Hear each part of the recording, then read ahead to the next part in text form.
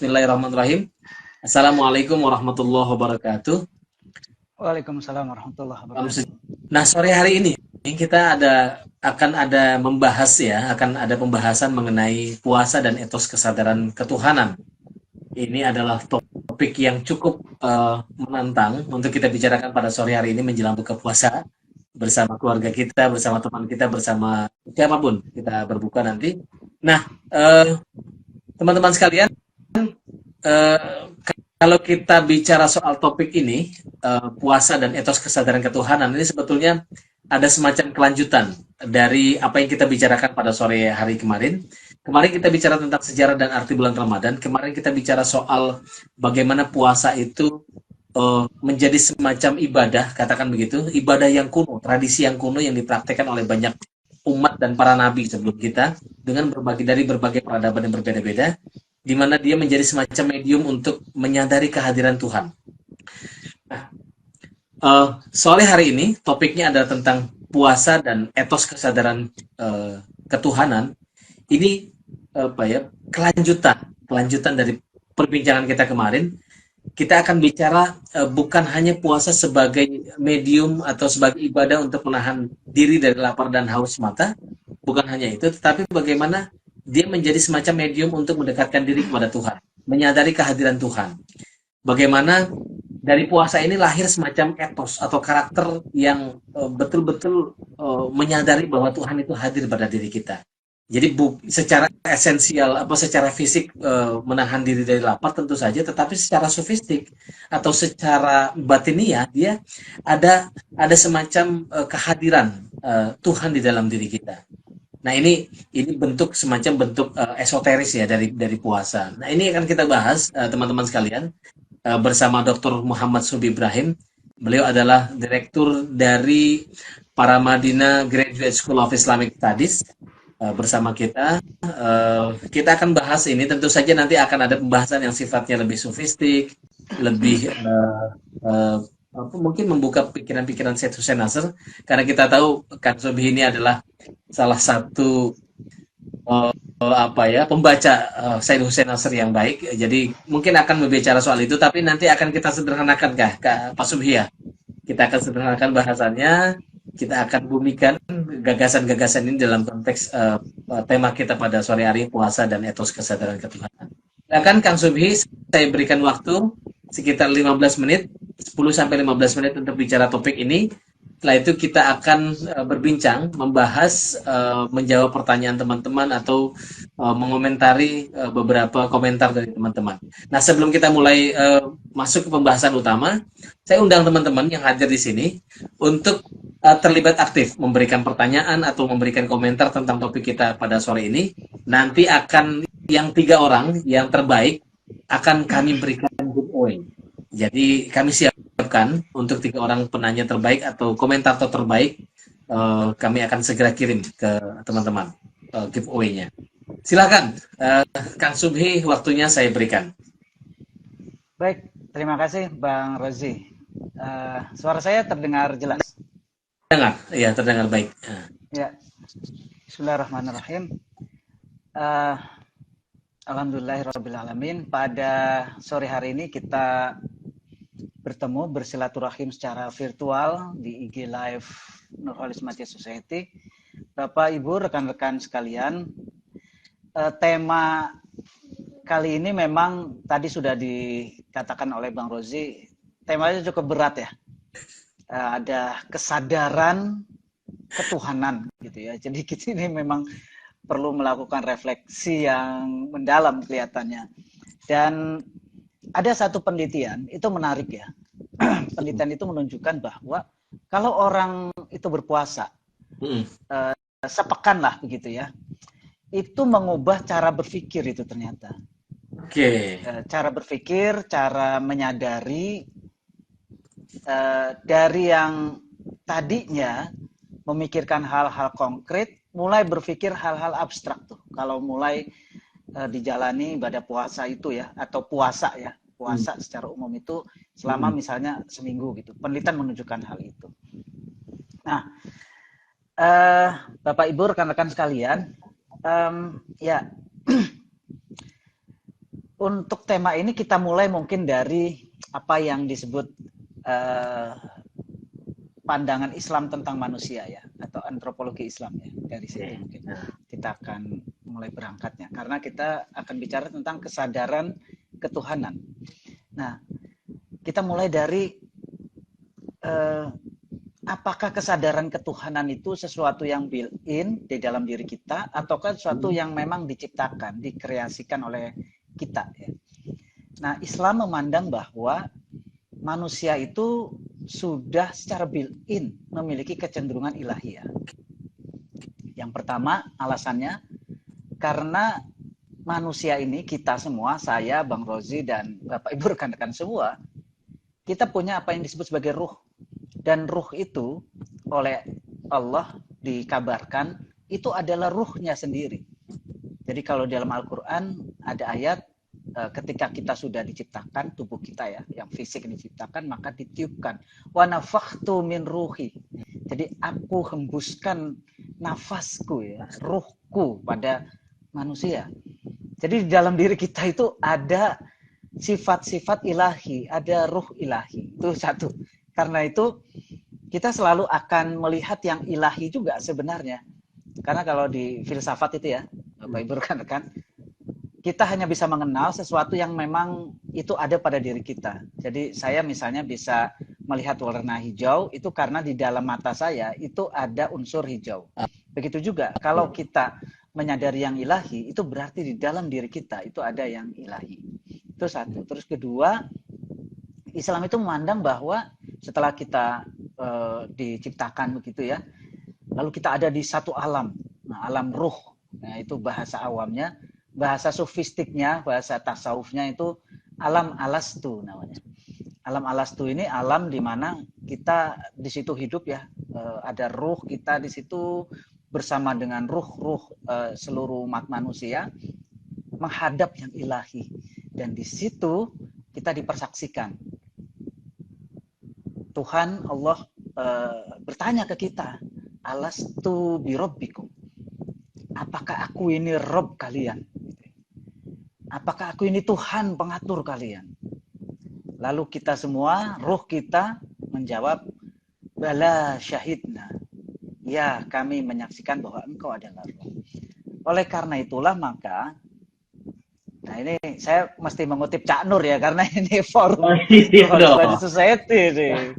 Jadi manusia itu memang sudah punya kecenderungan ilahiyah sejak awal, sejak penciptaannya. Secara fitri dia itu sudah punya rasa ketuhanan.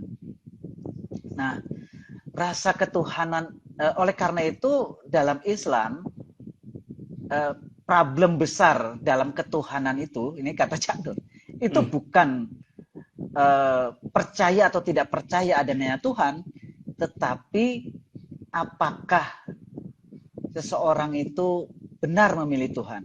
Jadi masalahnya adalah salah milih Tuhan atau terlalu banyak Tuhan, kata Cak Nur. Jadi oleh karena itulah maka konsep dasar ketuhanan dalam Islam itu adalah tauhid. Jadi mengesahkan, bukan mengenal ya. Jadi proyek utama Al-Quran itu bukan memperkenalkan Tuhan, tetapi memperkenalkan Tuhan yang Maha Tunggal itu. Tuhan yang ahad itu ya. Nah itu. Jadi secara fitri, secara alamiah kita sudah punya kecenderungan ilahiyah itu. Jadi kesadaran ketuhanan itu sebenarnya sudah ada itu ya Bang Rozi ya, di dalam diri kita itu. Karena kita dalam diri kita ada ruh dan kita juga membuat perjanjian primordial. Nah, masalahnya adalah ketika kita lahir, kita masuk ke satu dunia yang sangat berbeda dengan dunia Alastu ruh. tadi ya. Alastu itu kita masuk ke alam material. Disitulah maka, nah ini kalau tadi mengutip Sayyidus Nasr, manusia mulai mengalami lupa, amnesia. Amnesia terhadap apa? Terhadap jati dirinya yang bersifat ilahi itu. Jadi amnesia itulah yang kemudian coba untuk coba untuk direduksi oleh agama ya. Jadi agama itu datang untuk apa? Untuk mengingatkan kita semua akan hakikat diri kita yang sejati, akan kesadaran ilahiyah itu. Ya. Jadi kalau kita rujuk ke apa makna manusia dalam bahasa Arab itu kan al-insan ya. Linsa. Al-insan itu kan asal katanya dengan nisyun itu sama, itu lupa. Ya. Jadi manusia itu pelupa gitu ya. Manusia itu pelupa. Oleh karena itu misalnya ibadah sholat ya. Ibadah sholat itu kalau di filsafat perennial nih Bang Rozi disebut sebagai canonical prayer. Ya. Sesuatu yang udah dari sononya ditetapkan oleh Tuhan agar diri kita itu terbentuk ya. Agar kita bisa berpartisipasi dalam yang ilahi itu. Jadi misalnya sholat, kenapa kok sholat itu nggak ditaruh gitu ya di pagi aja gitu kan, 17 rakaat ditaruh di pagi, jadi itu semacam exercise kita ya supaya berkeringat gitu kan, 17 rakaat, kenapa nggak ditaruh di situ semua, Ya. kenapa kok dipisah-pisah gitu ya. Itu karena manusia itu suka lupa. Jadi subuh oke, kita ingat pada Allah, salam gitu ya. Lalu kita berangkat kerja, kita ke jalanan, kita beraktivitas, kita mulai lupa tuh. Iya. Lupa karena kerjaan kita, karena macam-macam lah. Di jalanan kena macet ya, stres dan seterusnya. Hati kita itu teralihkan dari yang ilahi. Lalu kemudian setelah itu datanglah waktu zuhur, diingatkan. Diingatkan lagi oleh Allah. Kita ingat lagi kepada Allah. Setelah sholat zuhur, lupa lagi kan, makan siang, kekenyangan gitu ya, ngantuk dan aktivitas lain itu membuat kita teralihkan gitu ya. Lalu kemudian asar, begitu juga terus sampai kita menjelang tidur ya. Jadi itu semua diskenariokan oleh Allah sesuai dengan hakikat diri kita manusia ini yang memang di satu sisi kita punya sifat ilahiyah, tapi di sisi lain kita itu lupa gitu. Nah, karena itu proses dalam ibadah, dalam praktek-praktek ibadah semuanya itu lebih pada bagaimana mengingatkan hakikat diri kita yang memang bersifat ilahi, yang punya kesadaran ilahi, dan bahwa kita mengakui Allah itu adalah Rob kita gitu. Termasuk juga puasa ini Bang Rozi. Nah ini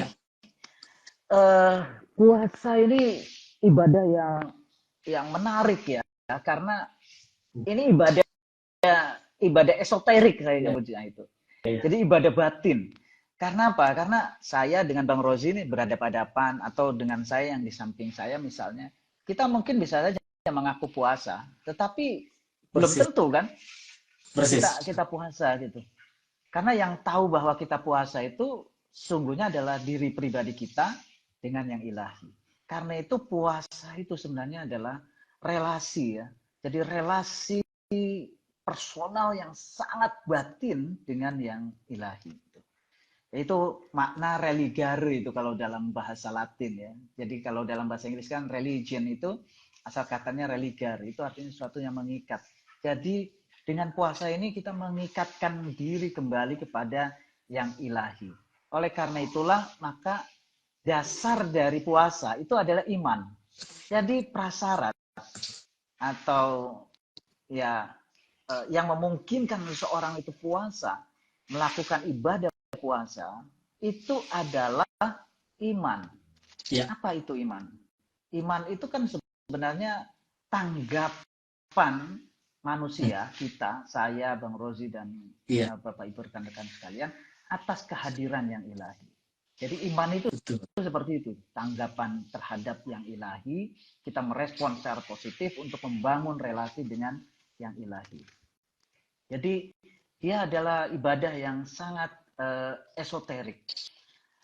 Meskipun begitu, dia sangat esoterik. Tetapi ada proses apa namanya ya, tarbawi gitu ya. Ada proses mendidik di sana. Jadi enggak ya sudahlah puasa itu puasa batin saja gitu ya. Enggak seperti itu. Karena apa? Karena ketika kita hidup di dunia ini, kita sesungguhnya sudah juga memakai sesuatu yang tidak bersifat batin, yaitu tubuh kita, yang memang itu yang menjadi dasar kemelekatan kita, yang kadang-kadang itu menghalangi kita dari kesadaran yang ilahi. Jadi ingatan kita terhadap yang ilahi kepada Allah itu kadang terhijab oleh aspek-aspek lahiriah, aspek-aspek fisik. Karena itulah maka dilakukan apa yang tadi disebut oleh Bang Rozi sebagai distansiasi. Kita mengambil jarak. Jadi kita itu dalam setahun itu kan terlalu melekat ya dengan keseharian kita. Kita kerja, kita melakukan aktivitas, lalu kemudian kita juga menilai benda-benda dan seterusnya. Itu membuat kita sering terjebak, melekat, atau kalau dalam bahasa tasawufnya hubud dunia. Nah, hubud dunia inilah yang nanti akan menjadi hijab kesadaran manusia akan yang ilahi itu. Nah, selama setahun kita diberondong oleh itu ya, oleh berbagai rayuan keseharian. Nah, di dalam bulan puasa kita sebenarnya sedang mengambil jarak, melakukan distansiasi, meniru yang ilahi. Yang ilahi itu nggak makan tuh, nggak minum gitu ya, dan tidak melakukan hubungan seksual gitu. Jadi sebenarnya ketika kita berpuasa, kita meniru yang ilahi, kita mimesis pada yang ilahi, sekaligus juga untuk mengingatkan pada yang ilahi. Jadi kita mengambil jarak dengan itu, kalau mengutip guru saya itu Syekh Nanang ya, almarhum ya, Nanang Taufik itu. Jadi selama puasa kita menjaga diri dari MMS, katanya. Makan, minum, seks, gitu ya. Jadi makan, minum, seks. Nah, ini sebenarnya kebutuhan kita yang paling dasar, yang paling dasar. Kata Sigmund Freud juga sama seperti itu. Jadi manusia itu, anak kecil itu ya, pada awalnya sama tuh, pingin kebutuhan dasarnya itu terpenuhi.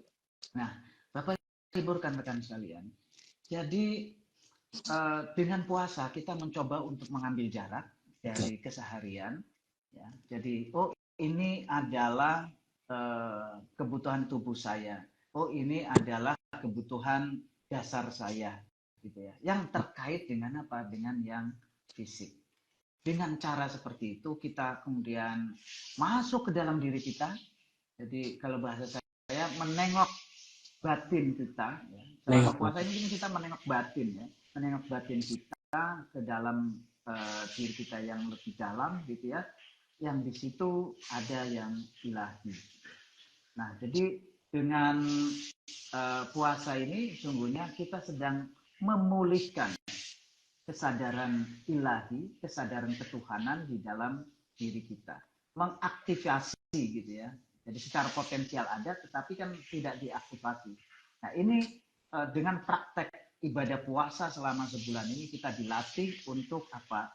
Untuk terus-menerus memiliki kesadaran yang ilahi. Nah, kesadaran yang ilahi itu maksudnya seperti apa? Jadi, Bapak Ibu rekan-rekan sekalian, kesadaran yang ilahi itu sederhananya begini. Jadi, kita itu hidup di dunia ini kan seolah kita tidak ada sesuatu yang ini ya, sesuatu yang lain selain diri kita kan. Pada awalnya seperti itu. Tetapi agama kemudian memberitahukan ada loh sesuatu yang gaib. Nah, oleh karena itulah maka selama bulan puasa ini kita sesungguhnya sedang menghadirkan sesuatu yang maha gaib, sesuatu yang maha hadir itu. Nah, ada ungkapan yang menarik dari seorang filosof Pakistan ya, Muhammad Iqbal, itu penyair filsuf ya, keren banget itu ya. Jadi dia mengatakan begini, orang ateis yang terjaga itu jauh lebih baik daripada orang beragama yang tertidur di rumah Tuhan, kata dia. Jadi apa maksudnya itu orang ateis lebih baik? Itu karena Pak, orang ateis itu, kalau yang ateis yang beneran ya, bukan amatiran gitu ya, kan ada ateis yang gaya-gayaan ya, karena males aja kan, gaya-gayaan aja gitu, keren gitu jadi ateis. Kalau yang beneran itu mereka memang serius itu memikirkan bagaimana menyangkal yang ilahi. Mereka selalu terkoneksi kan dengan yang ilahi. Ya ingat betul dengan Tuhan, tetapi mereka harus melawan itu, meniadakan yang ilahi dari pikiran dan kesadaran mereka. Jadi dia selalu terkoneksi. Itu lebih baik daripada orang beragama, mungkin seperti saya gitu ya, yang kesadarannya itu hanya sekian detik saja ketika misalnya sholat, ketika ah. misalnya melakukan suatu ibadah tertentu. Gitu. Setelah itu lupa. Nah ini, jadi etos terutama dari puasa itu sesungguhnya adalah bagaimana terus-menerus kita menyadari yang ilahi Ya. sebagai sesuatu yang selalu hadir, itu omnipresent itu ya. Jadi dia yang selalu hadir melihat kita. Nah, kalau bahasanya filosof Eropa itu ya, Jean Paul Sartre, ini juga ateis sih sebenarnya. Jadi Tuhan itu maha pengintip katanya. Jadi Tuhan itu ngintip kita terus. Jadi kalau kita merasa seperti itu, apa yang terjadi? Kita betul-betul terjaga. Jadi ketika kita di rumah ibadah kita terjaga, ketika di kafe kita terjaga, ketika di kantor kita terjaga untuk tidak melakukan korupsi, sogokan. Bahkan ketika misalnya pemilu juga ya. Nah, ini juga menarik juga ini Bang Rozi ya. Kemarin itu ada woro-woro tentang kecurangan gitu ya. Tapi Ya. betul enggak gitu ya, orang-orang yang katakanlah mereka yang mencalonkan diri itu nggak curang juga ya. Gimana? Mereka pakai sogokan juga kan gitu. Nah itu menjadi bahan introspeksi ya. Dan biasanya orang yang melakukan hal-hal seperti itu karena apa? Karena satu hal saja, mereka lupa akan yang ilahi. Nah, cara untuk melakukan memulihkan kesadaran itu salah satunya adalah dengan melatih selama bulan Ramadan ini menghadirkan yang ilahi terus menerus, bukan hanya di tempat ibadah tetapi dalam setiap tarikan nafas kita. Dengan cara seperti itu selama sebulan, kalau diseriusi, kalau latihan rohani ini betul-betul lakukan secara baik, insya Allah di luar Ramadan nanti kesadaran dan etos ketuhanan itu akan terus-menerus menjadi bagian dari diri kita, kompas perilaku kita, menjadi pemandu hidup kita, sehingga kita menjadi husnul khotimah nanti ya. Jadi kira-kira seperti itu ya, Bang Rozi.